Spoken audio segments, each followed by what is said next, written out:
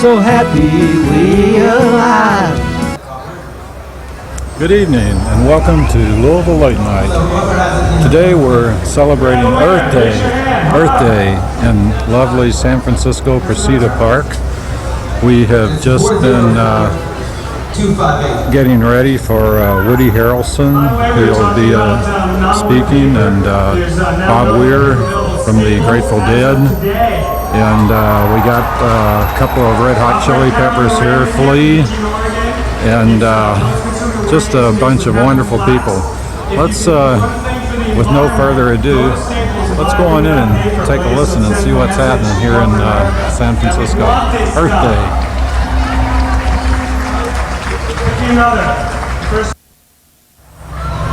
I feel like I just want to hang with you guys for a little bit.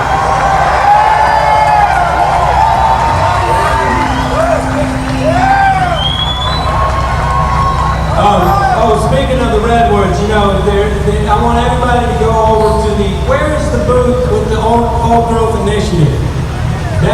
Where is it? Oh, it's over there. Yeah. Check that booth out and sign on if you haven't done it already. There's probably nothing more important going down right now.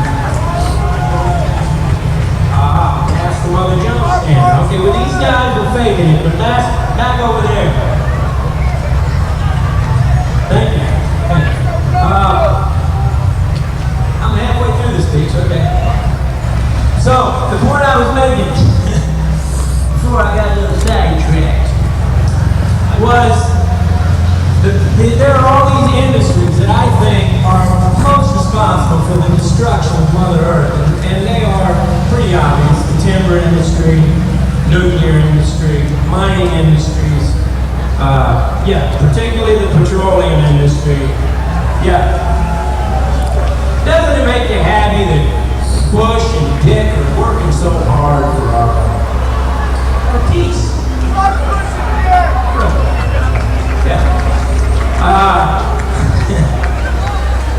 Fossil fuels. But anyway, all these industries I like to call the beast. So the question is, what are you doing in your life to support the beast? Because let's face it, the beast destroying Mother Earth is also taking its sustenance from whoever contributes money to the beast. And so, my big thing is, okay, that's good. That's good emphasis. The siren right on the mark of the beast, right there. There it is. But if you want to bring down the beast, you gotta stop supporting the beast. And then when I'm talking, any life you can take a look. I mean, Tide, McDonald's, our Texas. Good man, good man. In fact, they had this poll not too long ago, and they asked people, actually they were asking high school students, I think, what was the best invention of your lifetime? And the guy said skateboard, which, it's pretty good. And then the girls said cell phones. I don't know. Right now, one of the #1 causes of death is secondhand cigarette. 10 years from now, cell phone, secondhand cell phone. But I'm not sure how good an invention that was, but my favorite invention of the past decade, at least, is this. Non-wood paper, right here. If you're buying non-wood post-consumer waste paper, you are not supporting the beast. In fact, you're supporting the butterfly, because that's transformation. And another one of my favorite inventions is this right here, biofuel. See that bus over there, we drove up here yesterday from Los Angeles. Probably the longest route you could possibly take, but anyway, it made it, and it made it all on this, on biofuel. And there is the Missouri Normal biofuel car over there too that you might want to check out. And to me, this is the way of the future, and also you can get it right here in San Francisco on 23rd and 3rd. You guys have the only biofuel station in the world.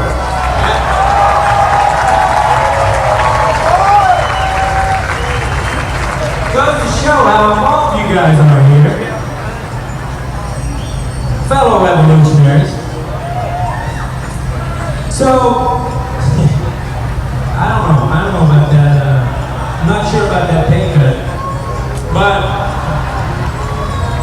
so anyway, you know, if I could ever stay off the tangents, I could get done with this shit. But I started a website called Voice Yourself. And the whole point of Voice Yourself is, you know, I used to think the most important thing in a relationship is to be heard. And then I realized, well, heck, you know, you can be heard but not understood. So the most important thing is to be understood. Then I thought, no, you know, if someone doesn't voice themselves, then nobody gets heard or understood. A lot of us here, you know, we're up against a very big system. And the system, let's face it, is pretty corrupt. When Sharon is like heralded as a man of peace, you know. It's a crazy system. And to me, if we're going to change this, if we're going to turn things around, then we got to get together.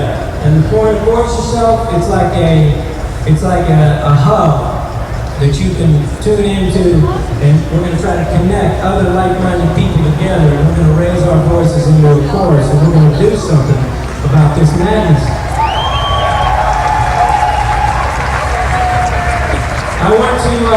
I just got back from Italy, as Dave mentioned, and one of the days there we had to take a train somewhere, so we go down to the train station, but we find out, in fact, that they're on strike.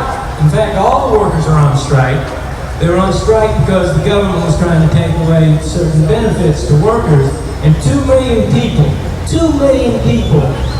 hit the streets in Italy. 2 million people. And I thought, can you imagine if we could do that?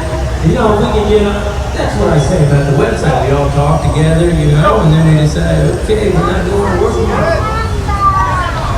But the point I was going to make is that I come here and I found out that yesterday 20,000 people hit the streets.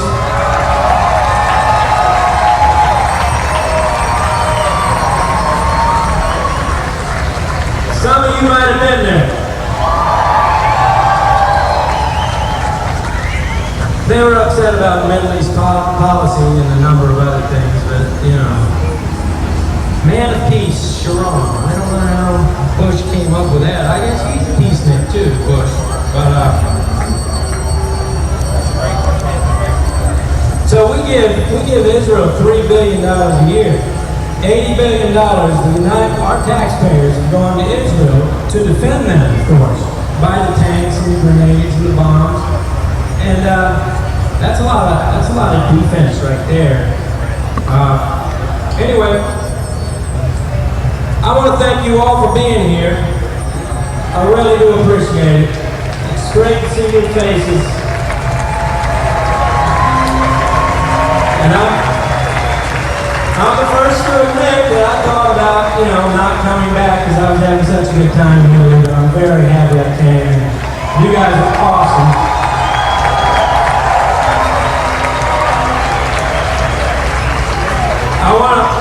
I want to thank Dave Franco, who put this whole thing on.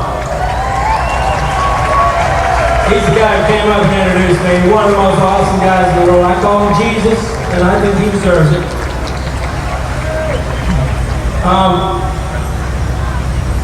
And what have I missed? Okay, I did everything. Yeah. This is a little bit anticlimactic right now.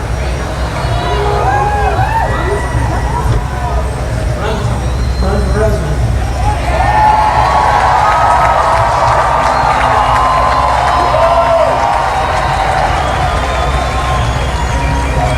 I know you guys are okay with that, but I'm not sure how the rest of the country will be about that. You know what I mean? And the pay cut, I don't want it. Now,